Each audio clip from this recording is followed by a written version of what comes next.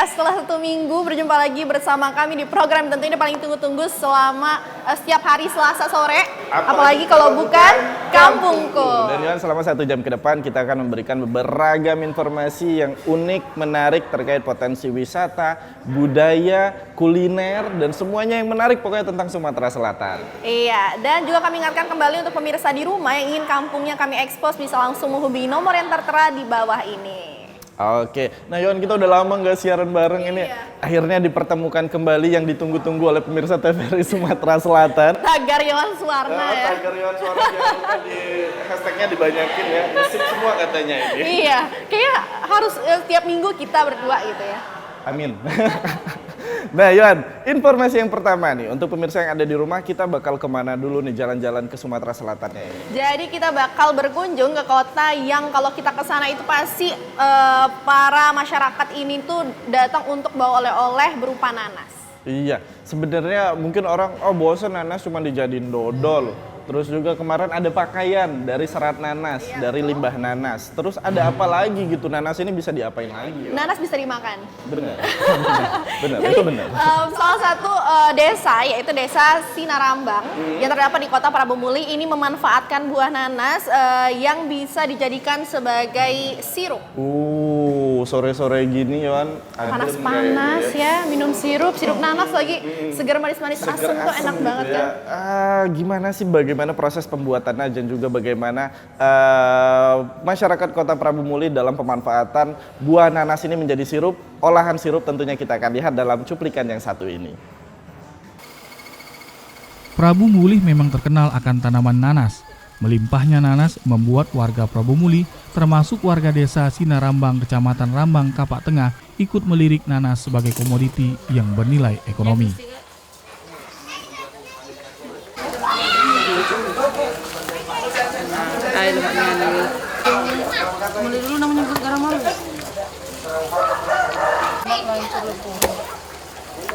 Desa Sinarambang, Prabumuli ini bukanlah daerah penghasil buah nanas, tetapi penghasil karet.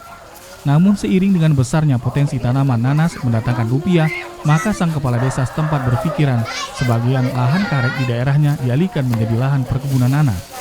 Hal itu beralasan karena tanaman nanas tidak ada yang terbuang.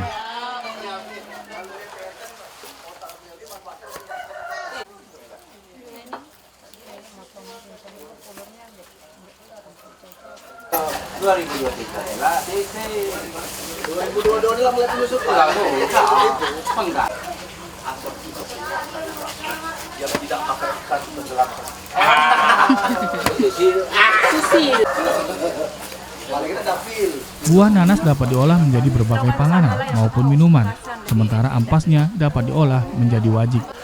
Sedangkan kulit nanas dapat dimanfaatkan jadi serat dasar baju. Eka banyak tidak ketahuan teman BN itu Tahuan betul Pak, Jawa Barat. apalagi dengan bekas goreng lele cukayat.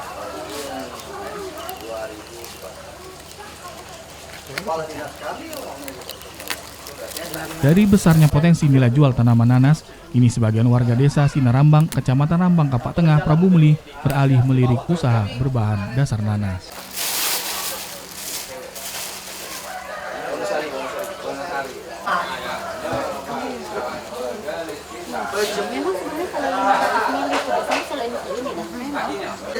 Bisa ditambah banyak. Ya memang ini kan sirupnya. Masih murni Panti sari Pak. Jadi kita mencoba merubah mindset pemikiran dari karet ke nanas. Karena kalau terus kita karet, ekonomi kita, warga ini agak susah. Kita harapkan berubah ke nanas. Karena nanas ini semuanya sekarang bisa dijadikan uang. Buahnya kita bikin minuman dan makanan. Kulitnya kita jual untuk bahan pewarna batik nanas. Dan daunnya kita jual untuk bahan serat nanas untuk buat baju. Jadi tidak ada yang dibuang. Nah, kita harapkan warga mau untuk beralih dari karet ke nanas. Jangan tumpang sari lagi kalau perlu. Usaha produk makanan dan minuman berbahan dasar nanas ini banyak ditekuni kaum wanita desa Sinarambang. Produk olahan berbahan dasar nanas yang dihasilkan warga desa Sinarambang ini sebagian besar berupa sirup nanas dan ini sudah dipasarkan sebagai oleh-oleh khas Prabu Muli.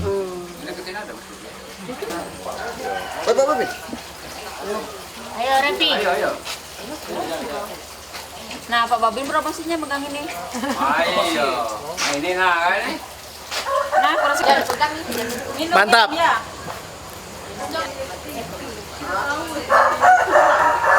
Udah nanas plus teri.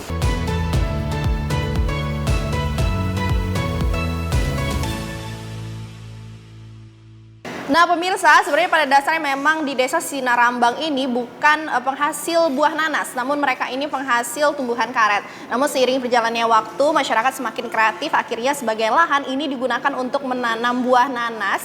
Karena seperti yang kita ketahui bahwa memang buah nanas ini banyak sekali manfaatnya. Mulai dari buahnya yang bisa dimakan tentunya, sampai dengan ampasnya yang bisa dijadikan serat untuk pembuatan baju, kain, dan lain-lain. Jadi nggak ada yang tersisa, semuanya ada manfaatnya semua. Iya, Gitu. semoga hidup kita kayak buah nanas. Kenapa tuh? Asem? Bermanfaat semua. Kira mau hidupnya Kalau asem. asem kamu aja deh kayaknya. Nah Yohan, aku mau flashback dikit nih. Yohan ingat gak sih zaman kecil dulu suka disuruh ibu ke warung gitu kan, beli minyak tanah atau beli garam, cuman kembaliannya Kamu kita jajanin. buat beli keripik-keripik zaman dulu tuh, ada keripik pisang, ada keripik Bener, ubi. banyak banget kan yang keripik kecil-kecil yang harganya cuma 1.000 Seribu, ada yang gitu kan. 500, ada yang pedes, ada yang asin, ada yang manis. Aku udah jarang banget nemunya. Kira-kira di mana lah ya? Kira-kira Nah, Yohan? kalau Suwarna pengen nemuin lagi jajanan-jajanan yang seperti tadi, kita bisa berkunjung ke daerah Kayu Agung, tepatnya. Itu di sana terdapat produk rumahan yang di Desa Celika. betul Bener ya? sekali. Bener, Jadi di bener. sana salah satu masyarakatnya itu menghasilkan keripik-keripik yang dijual untuk disalurkan ke warung-warung tentunya. Bener, Dan ini memang karena daerah tersebut tuh kayak akan potensi alami mulai dari buah pisang, terus juga ada Ubi. Aku udah jarang banget makan keripik Betul. ubi, ada telur puyuh juga. Jadi potensi mulai dari agroekonominya dikembangkan, daripada menjual pisang, ubi dan lain-lainnya menjadi barang mentah, mending kita olah sebentar, dijadiin keripik terus ditaruh di warung-warung, jadi deh harganya lebih mahal dan juga lebih banyak manfaatnya juga. Gitu. Betul. Disukain anak-anak tentunya. Jadi mau ke Iya. warung nanti bisa dulu uang jajan, uang jajanan dari ibunya. Nah daripada kita banyak cerita-cerita Yohan terkait jajanan ini, mungkin pemirsa yang ada di rumah juga kangen ini, pengen flashback lagi jajanan zaman dulu. Ini kita bisa lihat di Desa Celika di Kecamatan Kayu Agung, Ogan Komering Ilir. Ini dia.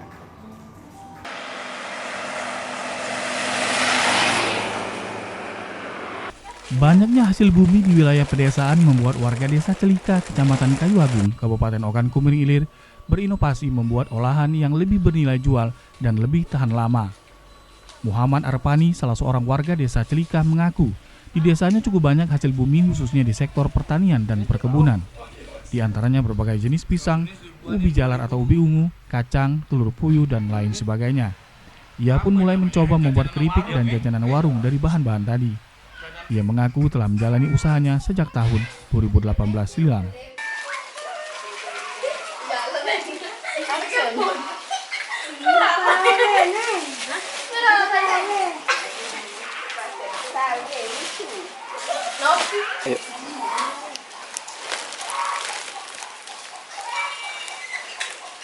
Ternyata usaha pembuatan keripik dan jajanan warung yang dijalani oleh Arpani ini berjalan cukup sukses.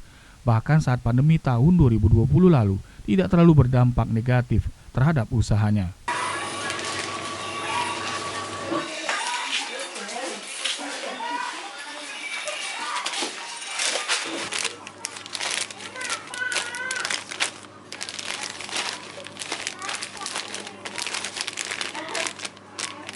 Usahanya tetap berjalan, bahkan usaha yang dirintisnya bersama sejumlah anggota keluarganya dan warga sekitar rumahnya ini terus menghasilkan pundi-pundi uang.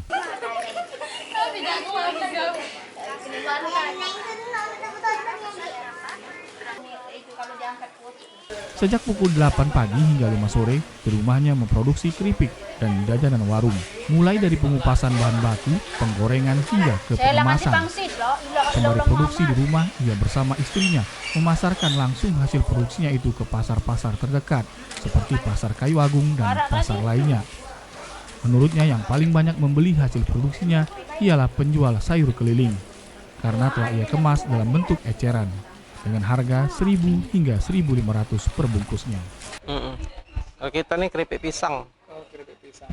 Tapi pisang itu dari dusun gitu lah, Pak? Pisang yo beli di pasar dari dusun.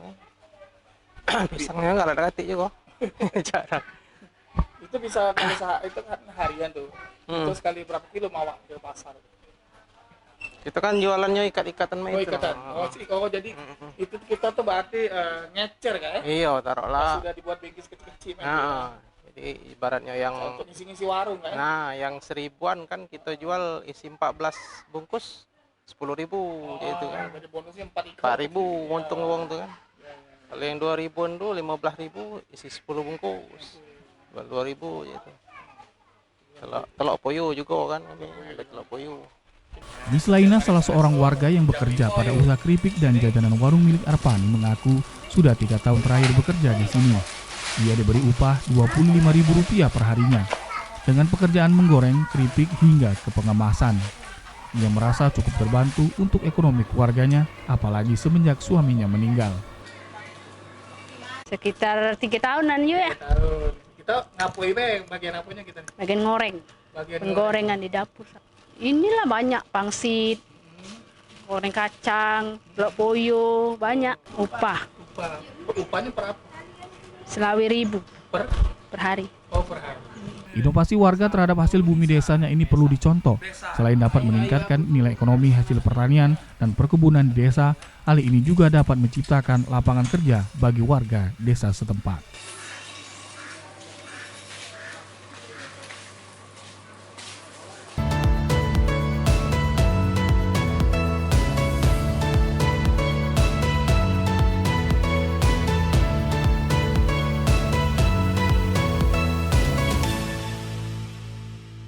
Nah, Yohan, udah kangen banget nggak sih jajanan yang 1.000-an itu loh, yang bungkusannya kecil-kecil itu.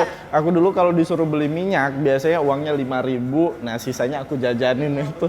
Tapi kalau misalnya uang kertas biasanya nggak boleh. Jadi dulu tuh kalau misalnya aku, kalau uang receh aku buat aku ya. Jadi aku pas ibunya mau kembalian uang kertas, aku bilang uang receh semua aja. Jadi lebih banyak kan. Kalau mau marah emang uang receh semua kan. Betul banget, Yohan. Nah, Yohan, ini masih banyak sekali informasi yang akan kita bagikan, tapi jangan kemana-mana, tetap di Kampungku.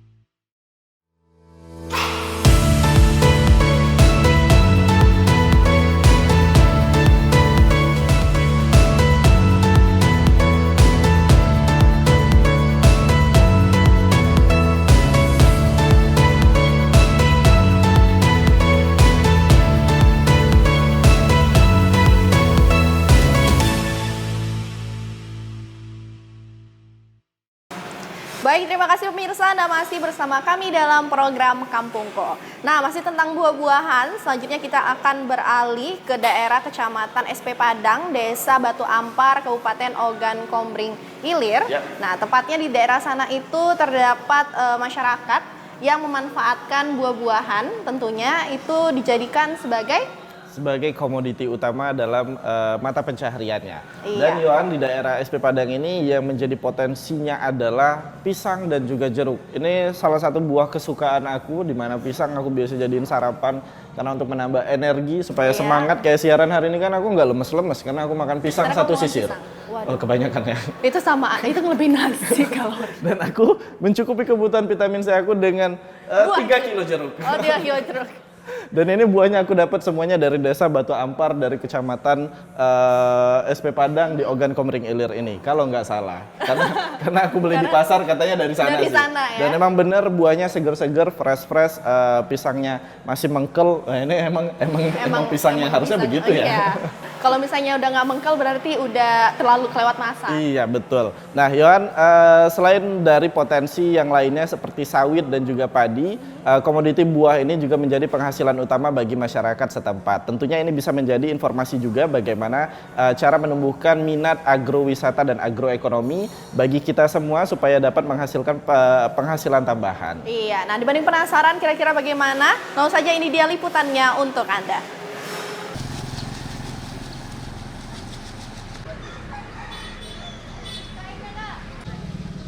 Kabupaten Oki tidak hanya terkenal dengan sungai dan perkebunan sawit serta sawah padi yang luas.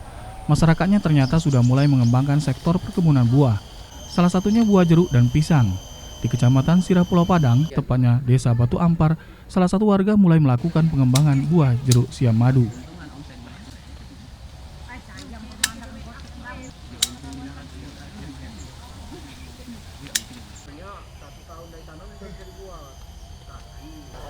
Buah jeruk yang dapat dipanen 2 kali dalam sebulan ini menjadi salah satu bentuk variasi perkebunan yang dilakukan warga desa ini.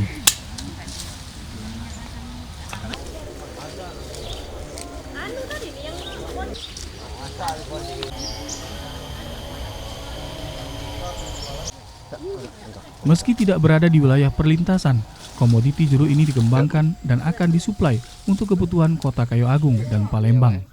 Memiliki bentuk hampir sama dengan jeruk lainnya, tetapi rasanya tak kalah bersaing. Karena warga desa sudah mulai berinovasi bagaimana menjaga merawat tanaman jeruk ini agar menghasilkan buah yang berkualitas. Pihak Desa Batu Ampar ini menjadikan jeruk sebagai komoditi andalan selain padi dan kelapa sawit untuk dijadikan penghasilan tambahan bagi warga. Mungkin siklus sekarang ya yang sudah banyak berubah. Makanya banyak masyarakat beralih yang sifatnya dulu dari pertanian persawahan, terus ada juga kendala di masalah perkebunan buah, maka banyak beralihan yang sifatnya alternatif dari pertanian tersebut. Contohnya dengan menanam jeruk kayak tadi kan, menanam jeruk, terus yang lain yang sifatnya proses produksinya lebih cepat dibanding dengan proses tanam-tanaman buah-buahan yang lainnya kayak itu, Mbak. Tak jauh dari Desa Batu Ampar, masih dalam Kecamatan SP Padang, ada pula Desa Mangunjaya yang memiliki inovasi untuk pengolahan pisang, terdiri dari pisang kepok, pisang lilin, dan juga pisang biji. Warga desa Mangunjaya ini mengolah buah pisang ini menjadi sale yang langsung dimasak dan dikemas untuk dapat dijual sebagai produk oleh-oleh khas dari Desa Mangunjaya.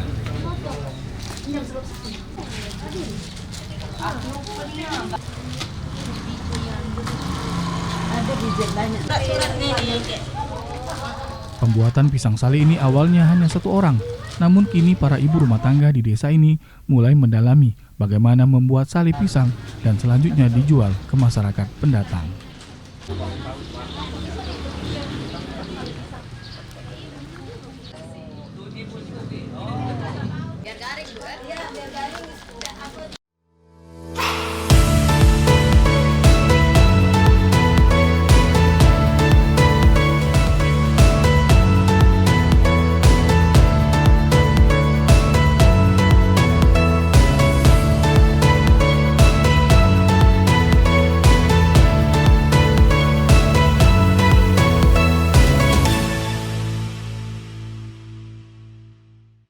Nah, Yohan, memang potensi dari perkebunan itu nggak pernah salah untuk dijadikan penghasilan utama ataupun penghasilan tambahan. Karena memang seperti yang kita tahu, masyarakat di sana itu komoditi utamanya adalah sawit dan juga padi. Namun tidak salah karena memiliki waktu luang untuk mendapatkan penghasilan lebih, bisa juga memanfaatkan lahan yang ada untuk perkebunan. Betul, dan juga yang dihasilkan ini seperti pisang salah satunya, ini bukan hanya satu jenis, namun bermacam-macam seperti ada pisang lilin, pisang kepok, terus juga ada pisang biji. Iya, bener banget Yohan, dan juga pemanfaatannya ini pasti beda-beda. Pisang kepok paling enak itu dijadiin pisang goreng. Betul, pisang lilin, pisang goreng juga. Pisang goreng juga sih, sama semua. Cuman memang tergantung selera ya, ada Iya, yang bener. suka pisang Tim yang pisang sedikit, kepok. tim pisang lilin. nggak nge-shift dong kita. Karena memang tekstur dari pisang itu kan berbagai udah jenis ya. nggak usah Jadi dibahas kita lagi, menjelaskan Suara. pisang dong Udah, ya. nggak usah dibahas lagi. Oke, Suara, saya kita mau kemana nih? Kita mau ke salah satu tempat di desa yang ini tradisinya masih kental banget. Ini kalau aku pulang kampung aku juga ngerasain hal yang begini. Oh, di kampung kamu juga ada? Di kampung aku juga, Yohan. Jadi kalau di kampung aku itu kalau kita lagi sedang mengadakan hajatan, Betul, nikahan ya contohnya. nikahan ataupun kita ada acara selamatan, itu bakal ada pengumuman dari masjid ataupun dari balai desa nanti yang mengumumkan bahwa ada acara di rumah siapa di hari apa. Itu kayak di film-film gitu nggak sih? Kayak yang pengumuman terus dikumpulin tengah-tengah pasar kejauhan gitu. sih itu. Oh, nggak kayak gitu ya. Gitu Dia juga. yang Kita keliling. pakai ini kok, Oh, pakai toa kok. Nggak ya. pakai kentungan juga. Jadi tradisi ini namanya itu berjingoan atau dalam bahasa Indonesia itu berlihatan. Saling lihat. Saling lihat. Ini tradisi ini masih dilakukan oleh masyarakat yang berada di daerah kecamatan Di Desa Raja, Kecamatan Kecamatan Tanah Tanah Abang. Abang di Penukal Abab Lematang Ilir. atau Pali. Atau Pali. Nah, Yohan di sini jadi kalau kita mempunyai acara yang si tuan rumahnya nggak perlu nih keliling ngasih undangan, ngasih undangan atau ngasih undangan digital itu nggak perlu. Jadi cukup nanti diserahkan kepada satu orang yang keliling kampung untuk menyebarkan berita baiknya. Atau tadi diumumkan melalui masjid. Nah, nanti biasanya orang di hari akan datang tuh bawa keranjang isinya beras, kelapa dan juga ayam.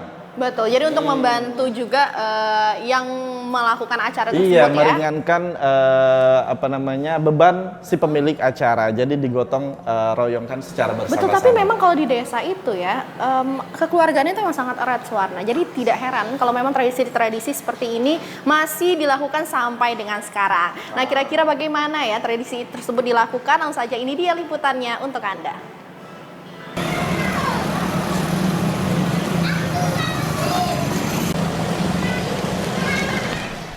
Berada di Kecamatan Tanah Abang, Kabupaten Pali, Desa Raja yang memiliki jumlah penduduk mencapai 5.000 jiwa, serta sebagian besar berprofesi sebagai petani karet dan sisanya pekerja swasta. Sejauh ini masih tinggi melestarikan ragam budaya desa, seperti budaya saling melihat atau kerap disebut masyarakat berjingoan.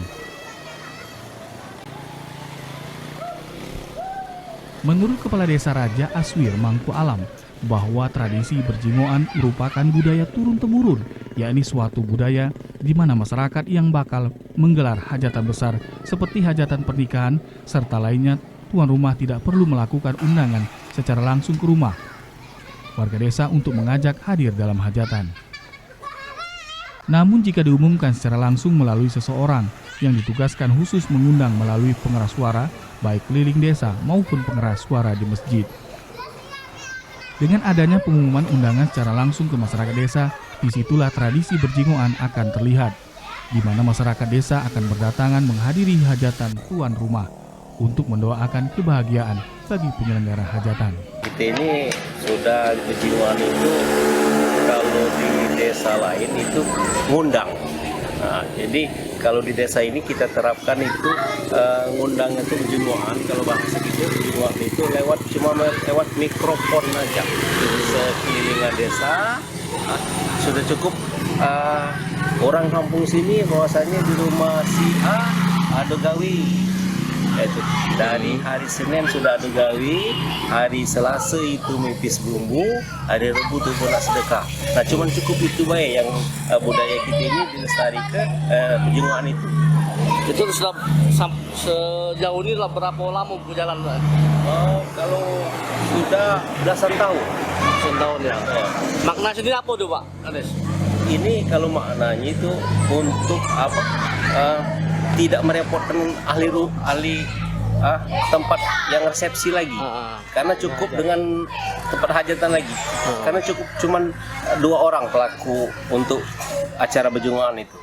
Berarti diundang semua masyarakat desa, ya? Iya, diundang seluruh kampung, seluruh gang itu dimasuki, cukup dengan halu-halu tadi lah.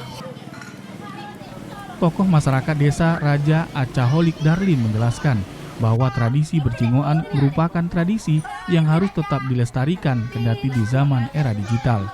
Hal ini karena melalui tradisi berjingoan akan senantiasa terbentuk silaturahmi sesama masyarakat serta keluarga. Jadi bejengoan itu sebagai adat budaya yang turun-menurun oleh peradaban di Lematang kan, khusus Desa Raja adalah bagian dari masyarakat Lematang. Jadi bejengoan itu adalah bagian tradisi yang dilakukan oleh Saiful Hajat misalnya, yang akan melakukan resepsi baik pernikahan atau khitanan atau syukuran, marhaban dan lain sebagainya, yang sifatnya mengundang karang kampung atau masyarakat banyak. Mereka melakukan yang disebut dengan bejengoan. Bejengoan ini biasanya dilakukan oleh, kalau untuk acara mipis bumbu gitu, sebelum acara resepsi sedekah adat, itu dilakukan oleh ibu-ibu. Ibu-ibu mereka datang ke rumah-rumah penduduk, mengajak ibu-ibu untuk sama-sama memipis bumbu bersama, atau budaya gotong royong yang dilakukan di masyarakat Lematang. Dan apabila untuk acara resepsi sedekah adat, misalnya mengajak bapak-bapaknya atau laki-laki, kaum laki-laki, itu biasanya yang datang itu adalah kaum muda atau adik-adik Karang Taruna atau pemuda yang datang ke rumah mereka masing-masing untuk menyampaikan hajat dari Saiful Hajat. Dari misalnya Bapak Abdullah mengundang mereka datang ke masyarakat menyampaikan hajat dari Bapak Abdullah untuk hadir di acara resepsi atau syukuran, atau mungkin kegiatan termasuk di sini ada juga istilah nugalumeh yang dulu, yang mungkin makan kince atau syukuran atau nasar dan lain sebagainya. Mereka memanggil masyarakat dengan cara bejengoan. Selain tetap melestarikan budaya berjingoan, Desa Raja juga dikenal sebagai desa yang kondusif. Hal ini karena warga desa selalu hidup berdampingan tanpa ada gejolak.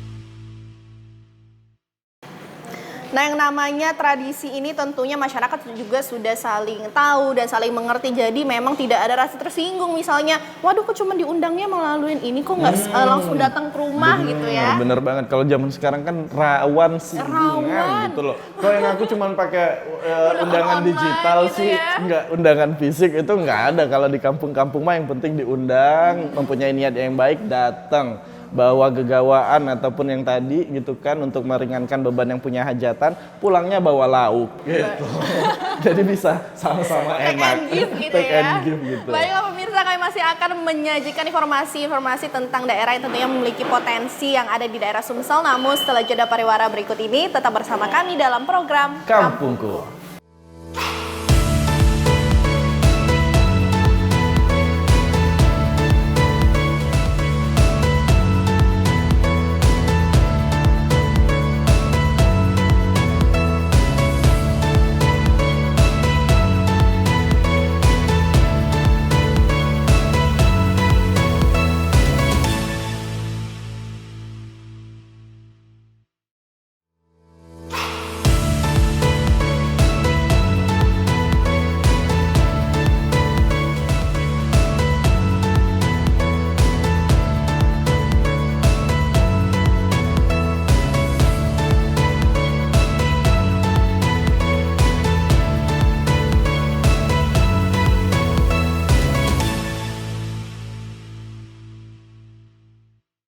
Terima kasih pemirsa, dan masih bersama kami dalam program Kampungku dan tetap di tempat yang sama tentunya. Ini dari tadi pasti pemirsa di rumah banyak yang penasaran kira-kira kita di mana. Jadi kita berada di Forestry, tepatnya itu di daerah sekitaran Kampung Iwa. Kalau misalnya orang Palembang itu pasti udah tahu banget, karena memang di sini tuh tempatnya itu Instagramable banget ya. Jadi banyak dituju anak-anak yang berada di daerah Sumatera Selatan tentu. Betul banget. Kalau kalian yang khawatir nih, kalau memang itu mah tempatnya bagus doang, makanannya pasti nggak enak. Nah ini harus dikasih tahu nih, yang ini. Enak banget. Nih Enak salah satunya banget kita ya. udah pesen minumannya Kamu lemon juga. tea. Ini signature-nya ya. Cold Ini ada coffee. half salted. Oh, hot salted. Ya, jadi yang Salah dong suka aku. kopi dan rada sedikit asin-asin ini cocok banget ini. Kopi dicampurin Rekomen. garam Garam. gitu kan. Apa dicoba aja lah di sini udah datang. Iya, udah datang datang aja kalau penasarannya sulit dijelaskan dengan kata-kata. Aku cicipin nanti juga nggak ngerti juga Iya, saya ada di kan? rumah. Nah, pemirsa, selanjutnya kita akan menyajikan informasi tentunya masih tentang daerah Sumsel. Ya. Salah satunya di kota Palembang ini terdapat komunitas pencinta kucing. Nah, ini juga mungkin Yohan bagi yang tahu mungkin ini dalam bayangannya adalah pencinta kucing, komunitasnya kerjaannya ya kumpul-kumpul bawa kucing yang gendut-gendut, yang bulunya lebet-lebet gitu kan buat Iya. difoto-foto. Ternyata Kucing-kucing bukan. yang jenis mahal ya, Anggora, Persian. Ternyata lagi. bukan. Ini kita melihat dari sisi lainnya di mana komunitas ini menjadi tim rescue dari kucing jalanan. Iya, Nah. jadi kucing-kucing yang biasanya kita lihat itu ada yang lucu ya, tapi di jalan nggak ada pemiliknya. Terus juga mungkin ada beberapa yang kadang aku lihat tuh yang luka-luka. Aduh ya ampun, Bener sakit. banget. Sedih Karena banget ya memang, lihatnya ya. Karena orang mungkin ada yang nggak suka binatang tuh kadang Yohannya ada yang diseram pakai air panas lah, ada yang dipukul pakai sapu kadang. Iya. Nah, tim rescue kucing inilah yang menyelamatkannya, mengobati sampai dicarikan orang yang siap untuk mengadopsinya lagi. Betul. Gitu. Nah, Jadi buat mungkin juga buat pemirsa yang ada di rumah, apalagi laki-laki ini kan, kalau menjadi pencinta binatang terkhusus kucing itu biasanya ada poin plus tersendiri untuk ngedeketin perempuan. Percaya deh. oh gitu ya. Iya, gitu ya. Oke pemirsa, dibanding penasaran ya kira-kira bagaimana komunitas ini ya melakukan kegiatan-kegiatan mereka untuk tentunya mengadopsi kucing-kucing liar. Langsung saja ini dia liputannya untuk Anda di rumah.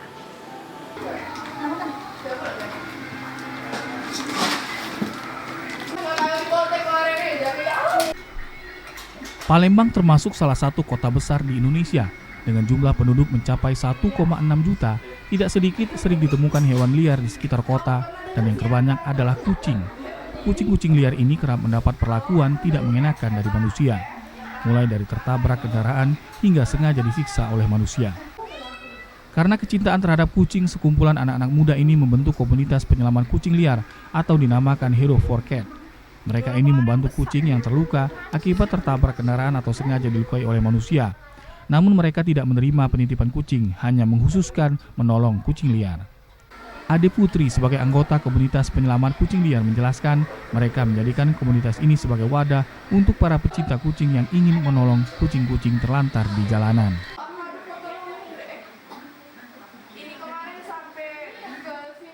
Sesama pencinta kucing yang ada di Palembang itu sama satu pikiran untuk nolong kucing-kucing liar yang ada di jalan-jalan tuh lah ya, di jalan-jalan kadang ada yang suka ketabrak gitu, ada yang kena siksa. Kami membantu kucing itu untuk diobati, terus setelah diobati sembuh kami carikan adopter lagi gitu. Bukan tempat penitipan kucing ya? Bukan, kami menampung untuk sementara selama dia sakit. Ada yang ketabrak, ada yang sakit, ada yang kena pukul manusia itu, ada juga yang kesiram air panas.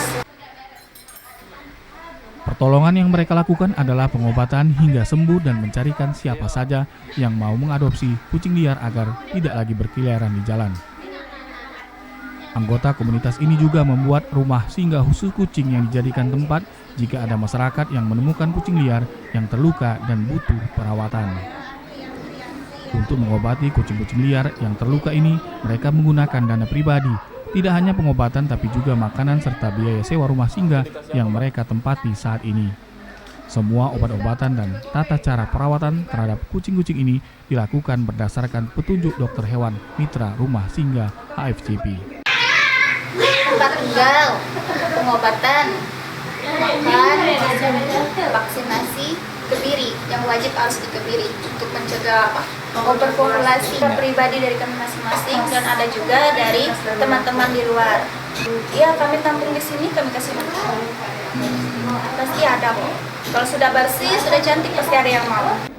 Merawat hewan bukanlah perkara mudah, apalagi kucing liar dalam kondisi terluka. Berbagai kerepotan saat merawat kucing sudah menjadi makanan sehari-hari, seperti perkelahian antar kucing dan kucing kabur dari rumah singgah. Namun karena cinta akan kucing dan tergerak jiwa sosialnya, komunitas ini tidak jenuh menjadi pahlawan penyelamat kucing liar.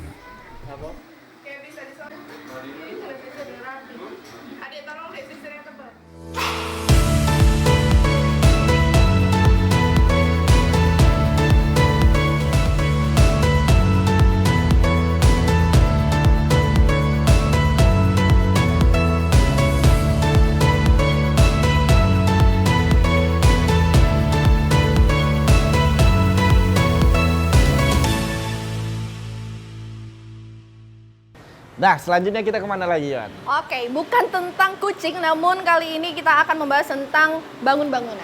Bangun-bangunan. Ya beda sih, jauh sama kucing. Bahan dasar yang sangat diperlukan dalam melakukan pembangunan rumah dan juga gedung. Apakah itu? Pasir, semen, besi, rangka baja, dana, terus apalagi aku sebutin semua aja ya. Aku kirim listnya satu-satu nanti ke Yohan. Oke, jadi salah satunya itu ada batu bata yang memang sebagai bahan dasar dalam melakukan pembangunan. Namun ini bukan batu bata biasa, melainkan batu bata dengan ukuran big size. Jadi BBBB. Bukan batu bata biasa. Bukan batu bata biasa, big size. Big size. Ngeribetin Yohan ini. Apa bedanya Yohan? Kenapa kita harus pakai batu bata dengan ukuran yang lebih gede? Emang kalau pakai ukuran yang biasa kenapa? Ya memudahkan tukang aja sih. Oke, terima kasih. Dan juga kalau sebenarnya pernah nggak sih lihat bangunan tuh kok ada sedikit miring gitu ya? Aku kan orangnya nggak bisa lihat yang nggak rapi gitu kan, kayak ini nih. Aku nggak suka nih dan ini. Harus, nah gitu. Itu OCD. OCD. Nah juga termasuk bangunan kalau ada yang nggak rapi, agak miring-miring, aku nggak suka tuh yang gatel gitu, pengen aku robohin, aku bangun ulang. Nah, jadi memang dalam penggunaan batu bata ukuran jumbo ini membuat bangunan itu, aku pernah dengar juga, tidak rentan miring. Oh, jadi lebih presisi lebih rapi, betul. Ya. Karena memang bahannya itu dia lebih kokoh dan juga lebih gede, jadi lebih sedikit menggunakan bahan batu batanya. Betul sekali. Pinter banget memang. Jurusan apa sih aku ini? Teknik sipil ya. Baik pemirsa, banyak penasaran bagaimana kira-kira proses pembuatan batu bata jumbo ini, apakah sama ataukah berbeda? Dibanding penasaran, langsung saja ini dia liputannya untuk Anda di rumah.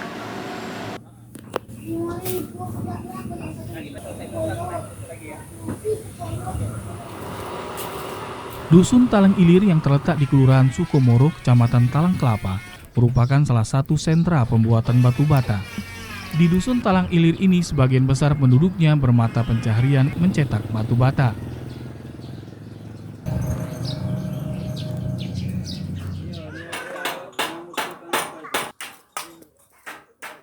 Di Dusun Talang Ilir ini ada dua jenis batu bata yang diproduksi, yakni batu bata standar dan jenis batu bata jumbo.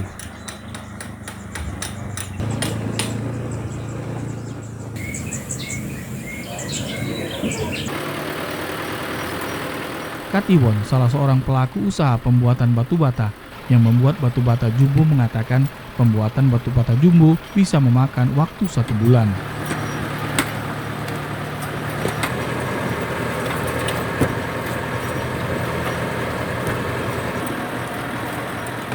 Setelah tanah digiling dan batu batanya dicetak menggunakan mesin penggilingan yang digerakkan oleh mesin mobil, maka batu bata tersebut dianginkan selama 1 minggu.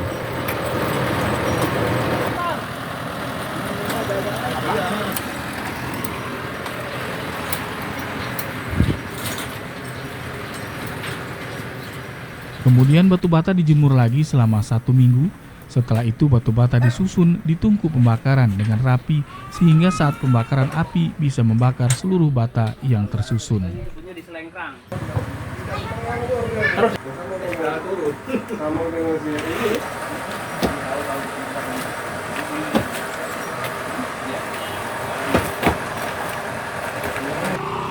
Setelah rapi, barulah batu bata dibakar selama 7 hari.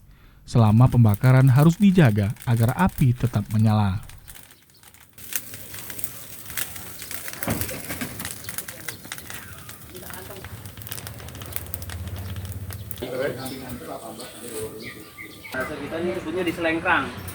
Katiwon saat ini bisa merekrut tenaga kerja sebanyak 18 orang, 13 orang saat proses pembuatan dan 5 orang saat pembakaran. Harga satu bata Rp1.600 dan pemasarannya hingga ke Provinsi Jambi. Kalau untuk penjualannya kita sekitaran arah ke, ada juga sampai ke Sekayu, sampai ke Jambi, dan juga sekitaran sini juga banyak yang membutuhkan, Pak. Ada yang langsung mengambil ke lokasi, Pak. Ada juga yang butuh kita untuk mengantarkannya. Tentunya perbedaan harga di ongkos, Pak. Kalau mengambil sendiri itu di sini sekarang harga 16, kalau bisa ngantar untuk sekitaran wilayah Banyuasin ini bisa sampai 2.000, Pak, per bata. Lurah Sukomoro Kemas Lumoro Duliman mengatakan, di Dusun Talang Ilir ini terdapat 50 usaha pembuatan batu bata dan masih banyak lagi usaha batu bata yang ada di Kelurahan Sukomoro. Untuk usaha masyarakat atau mata pencarian masyarakat di usaha bangsal batu ini, untuk di lingkungan 1 Kelurahan Sukomoro di daerah Talang Ilir ini lebih kurang 50, Pak. 50 tempat atau 50 lokasi tersebar di 5 RT 1 RW. Siswanto, salah seorang pekerja yang sudah 4 tahun bekerja di percetakan batu bata, mengatakan penghasilan yang didapat cukup untuk membiayai kehidupan sehari-hari. Penghasilan yo alhamdulillah mencukupi lah, Pak. Asa harian 80, Pak. Gajinya harian apa bulannya atau mingguan? Mingguan. Selain pembuatan batu bata di Kelurahan Sukomoro, masih banyak usaha lain seperti perkebunan cabai, pembuatan gerabah, dan UMKM lainnya.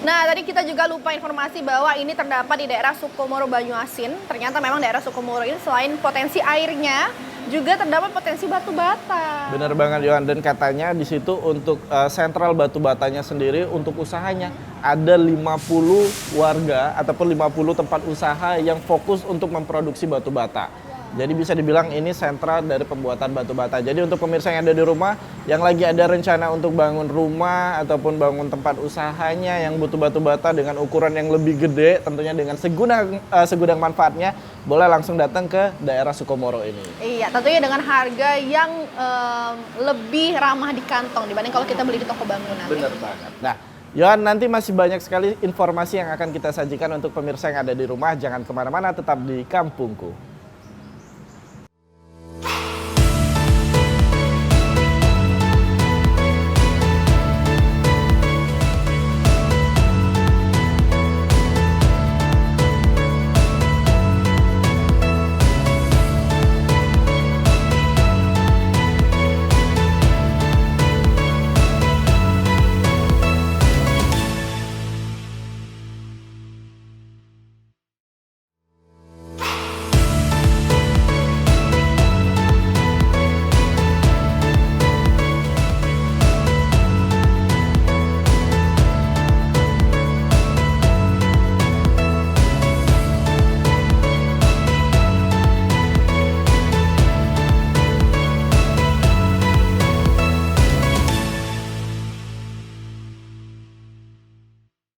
Ya, pemirsa, terima kasih Anda masih bersama kami dalam program Kampungku. Dan juga, Yohan, sebelum kita beralih ke informasi selanjutnya, Yes. kita ingatkan juga bagi pemirsa yang ada di rumah yang ingin kampungnya, potensi wisatanya, budaya, kuliner, apapun itu yang pengen kita bahas ataupun kita highlight, boleh hubungi nomor di bawah ini. Betul sekali. Nah, pemirsa, seperti kita ketahui memang kota Palembang ini termasuk kota yang cukup besar juga yang berada di Indonesia. Dan Kota yang tentunya sedang dalam tahap perkembangan tentunya. Betul, ya, dan pembangunan di mana-mana.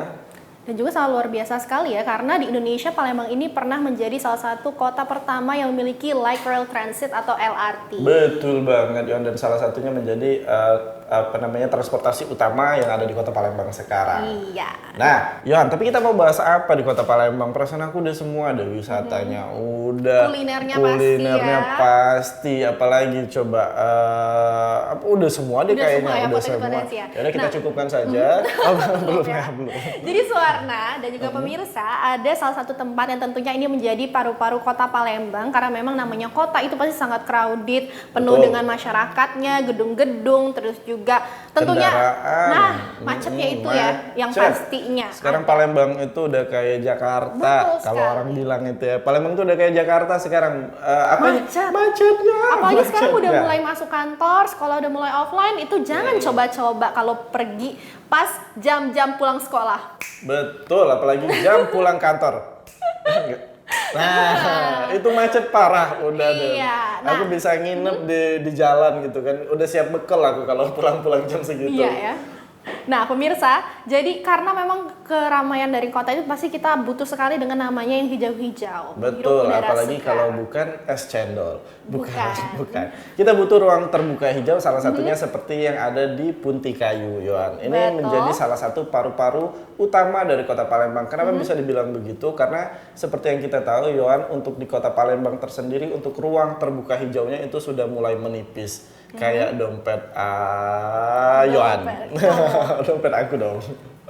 Iya, nah jadi memang Punti Kayu ini kalau misalnya di hari libur sekolah, apalagi kalau libur panjang itu pasti ramai sekali akan masyarakat yang berkunjung ke sana. Karena selain dengan banyaknya tumbuh-tumbuhan seperti ada pohon pinus yang menjulang tinggi di sana, terdapat juga wahana-wahana yang berada di Punti Kayu. Tentunya ini bisa menjadi hiburan untuk anak-anak. Iya, tentunya Yohan, selain untuk menjadi wahana rekreasi, kita harapkan juga untuk di Kota Palembang terkhusus akan menambah ruang terbuka hijau lainnya supaya kita dapat hidupnya lebih sehat, Yohan. Nafas kita menjadi lebih segar karena selain dari sikat gigi kita menghirup udara langsung dari yang dihasilkan pohon-pohon semakin banyak yang ada di Kota Palembang. Iya, betul sekali. Nah, dibanding penasaran mungkin ada beberapa pemirsa di rumah yang belum pernah ke Punti Kayu. Langsung saja ini dia liputannya untuk Anda tentang Punti Kayu dari Kota Palembang.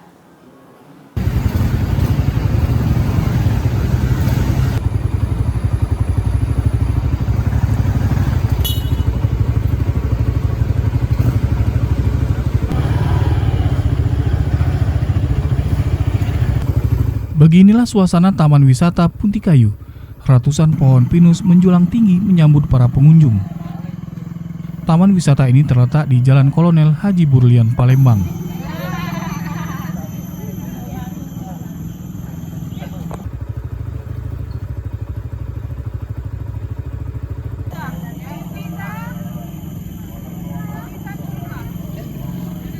Taman Punti Kayu ini menjadi penyumbang alami terbesar di Kota Palembang. Dengan merogoh kocek Rp25.000 untuk satu orang, Punti Kayu tak hanya menyuguhkan deretan pohon pinus, namun ada banyak jenis flora seperti akasia, mahoni, talok, ulai, dan lainnya. Sementara dari jenis fauna, hutan wisata Punti Kayu menjadi habitat bagi sekawanan kera, ekor panjang, beruk, topai, biawak, dan musang. Bahkan ada serangga langka yang belum dinamakan secara ilmiah.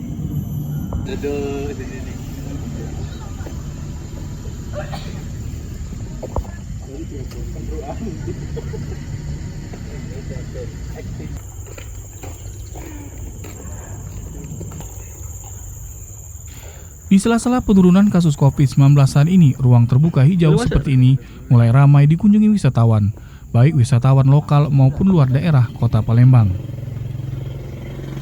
Hanya untuk sekedar menikmati suasana sejuk dan tenang sembari bersuah foto.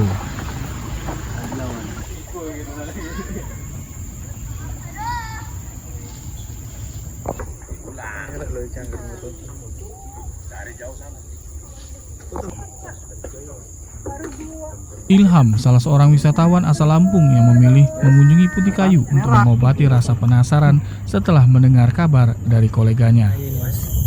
Kalau menurut saya sih ini rekomen banget ya, apalagi buat kerjaan yang selama Senin sampai Sabtu tuh, buat weekend enak karena suasananya di alam, lebih ke alam gitu. Ada pemandangan hewan, terus pendanauan gitu, jadi biar fresh. Jadi dari hari Senin sampai Sabtu kerja, terus weekendnya di suasana alam kayak gini lebih enak gitu, lebih fresh. Kalau di kota-kota sih sebenarnya butuh sih mas, karena kan di kota kan mayoritas orang tuh kerjanya di kantor tuh. Pasti dia butuh yang namanya suasana alam gitu, ketenangan. Ya menurut saya sih butuh sih. Monyet dibiarkan hidup liar di daerah ini. Pengunjung harus sedikit berhati-hati karena hewan liar ini berisiko untuk menggigit apabila terancam dengan aktivitas manusia dan cenderung ingin mencuri makanan pengunjung apabila tidak diberi.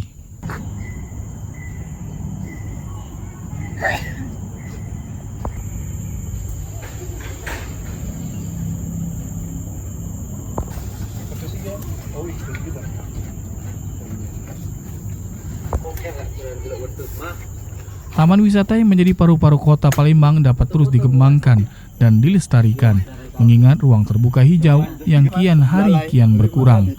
Rasanya penting untuk memikirkan keberlangsungan taman ini.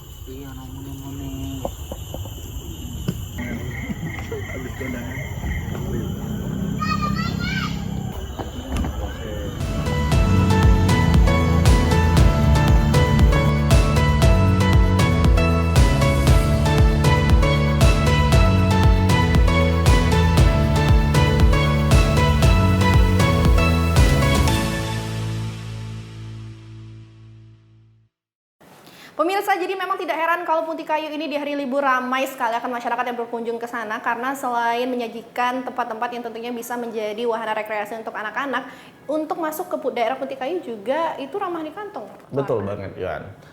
Untuk bawa keluarga itu cocok banget, selain bisa menjadi wisata edukasi juga mengenalkan kepada anak-anak jenis-jenis tumbuhan dan juga ada beberapa hewan juga di sana, Yohan. Ada hewan yang galak, ada yang ramah, ada yang galak banget gitu kan, banyak lah pokoknya di sana. Jadi kita harapkan sekarang Kota Palembang bangun mall boleh lah ya, bangun tempat-tempat hiburan baru boleh. Cuman untuk wisata rekreasi yang berbase-nya adalah ruang terbuka hijau kita butuh. Iya, jadi jangan dilupakan dan yang sudah ada itu kita harapkan semoga tetap dilestarikan dengan baik. Oke, Yohan, informasi yang terakhir aku sebenarnya agak berat menyampaikan. Kenapa? Karena ini informasi terakhir yang harus kita berikan kepada pemirsa. Tapi aku juga semangat. kayak aku punya dua kepribadian gitu ya. Tapi aku juga semangat karena ini informasinya tentang kampung halamanku. 4 Lawang. Aku butuh waktu 1 jam untuk membahas dan juga memuji akan potensi wisata yang ada di 4 Lawang. Udah bahas 4 Lawang, ini tuh pasti bakal dipuji-puji. Jadi 4 Lawang itu, Yohan. Enggak. Jadi kita akan bahas daerah ataupun desa Rantau Tenang namanya. Yohan pasti nggak tahu, aku udah pasti hafal banget. Karena ini kalau aku mau dari rumah menuju sekolah, aku lewat ini. Jadi benar, di desa Rantau Tenang di Kabupaten Palawang itu kalau kita bahas keseluruhannya mungkin kita butuh waktu 3 jam lagi untuk menambah durasi dari kampungku ini. Tapi aku bahas singkat aja, aku singkatnya aja. Selain dari memang di sana suasananya masih asri banget, Yohan. Ada desa yang dipotong dan dipisahkan oleh hutan untuk menuju desa setelahnya. Sebelum dan setelahnya itu dipotong oleh hutan. Jadi harus ngelewatin hutan dulu? Tapi tetap jalan raya utama gitu. Hanya dipisahkan oleh ruang terbuka hijau yang masih alami. Nah, selain itu juga, selain memang masyarakatnya yang masih berpendapatan ataupun berpenghasilan utama dari petani kopi dan karet, di situ juga dialiri arus sungai utama dan juga ada sungai kecil. Itu kayak negeri dongeng, Yohan. Bagus banget ya? Ya bagus sih, bagus kok, bagus banget. Itu airnya jernih. Airnya jernih, dingin, pemuda-pemudinya cantik dan ganteng. Ada apa lagi ya? Aku bingung. Dan memang daerah 4 Lawang ini sangat terkenal akan suasananya yang sejuk dan juga aku pernah ke sana. Itu mandi di sungai, sungainya itu warnanya jernih. Dan warnanya juga jernih. Warnanya jernih. Iya, sungainya jernih pemirsa. Dingin karena memang sumber dari airnya itu berasal dari mata air langsung. Yohan aja memuji dari daerahku. Aku jadi semakin tidak sabar untuk mudik. Tapi kita mau informasi ke pemirsa nih, apa sih sebenarnya yang ada di 4 Lawang ini? Semuanya bahwa di desa Rantau Tenang ini suasananya masih sangat asri sekali dan juga memang menjadi pengobat rindu terakhir untuk pemirsa yang ada di rumah. Ini dia cuplikan yang kangen suasana kampung halamannya. Mungkin dengan melihat potensi wisata yang ada di desa Rantau Tenang ini dapat mengobati kerinduan Anda akan kampung halaman. Ini dia liputannya.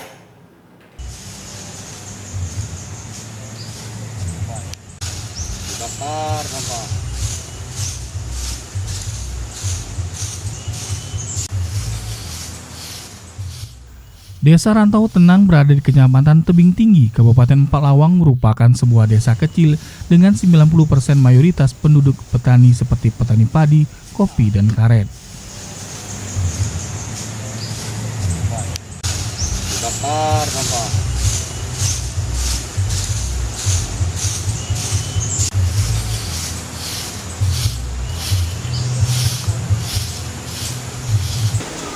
Penduduk di desa ini masih kental akan tingkat kekeluargaan serta kebersamaan dalam bergotong royong. Nilai solidaritas yang tinggi menjadikan kenyamanan tersendiri saat berada di desa ini.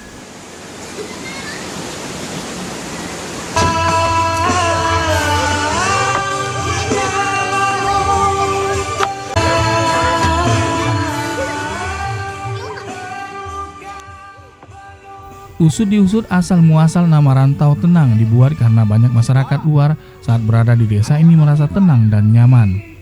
Dari awal itulah nama desa ini disebut dengan Desa Rantau Tenang.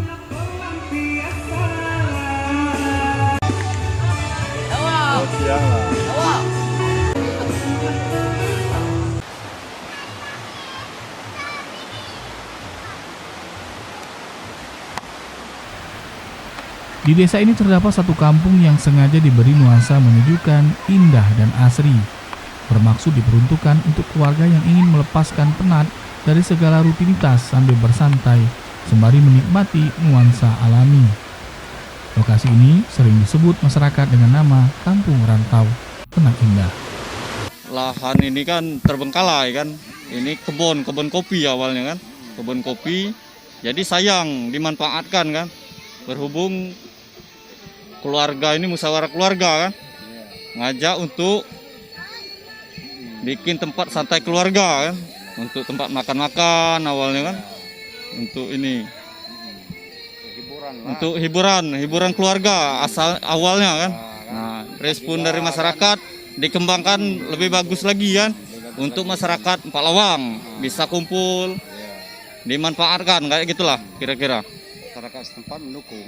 Ya, sangat mendukung. Kalau masyarakat setempat, Pak Kades, ya Pak Perangkat Desa, dari lingkungan masyarakat yang sekitar sini, ya rata-rata mendukung. Di kampung ini banyak warga baik dalam kota maupun luar kota yang berkumpul sekedar untuk bersantai melepas penat dari segala rutinitas yang ada.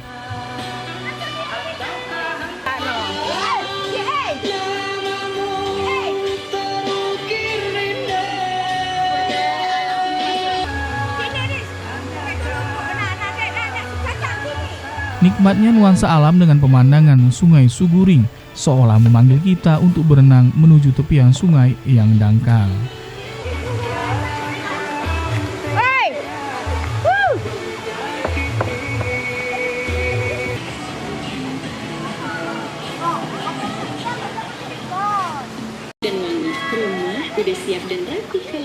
Anak-anak yang bermain di sungai pun seolah lupa waktu untuk pulang ke rumah karena kejernihan Sungai Suguring.